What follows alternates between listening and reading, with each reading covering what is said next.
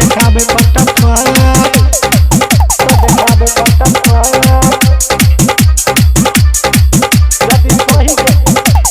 Heroine बन के जब देखे छगे सपना गाय छोड़ी सुना हाँ गे तो मन में तू एक बार बैठाई ले गई अपना हाँ गे हीरोइन बन के जब देखे छगे सपना तो मन में तू एक बार बैठाई ले गई अपना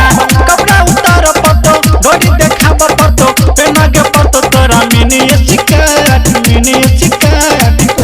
यदि छही के तैयार तो देखाबे फटाफट यदि छही के तैयार तो देखाबे फटाफट यदि छही के तैयार तो देखाबे फटाफट डीजे क्रांति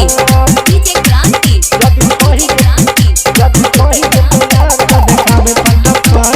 छही के तैयार तो देखाबे फटाफट हाँ गौरव ठाकुर अनिल यादव बंसी के संग गया जहिबे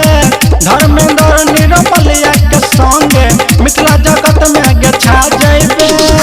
मक्का दबाबे ने गे बजा में आबै हगे मन में रखने तू कनियो के डाट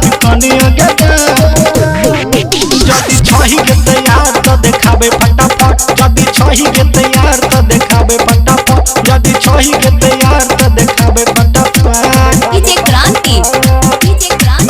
यदि छही के तैयार तो देखाबे फटाफट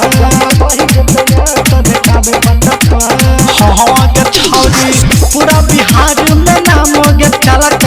सब है तो तोर फाइन गे मॉडल बने के जदि छोगे तोरा मन में ले ई हटाइन गे बिगड़ पड़े में कहो बेटा कृष्ण के यसिया नाम में तू बोले फटाफट यदि छही के तैयार तो देखाबे फटाफट यदि छही के तैयार तो देखाबे फटाफट यदि छही के तैयार तो देखाबे फटाफट बनाइए देबो ये हीरोइन।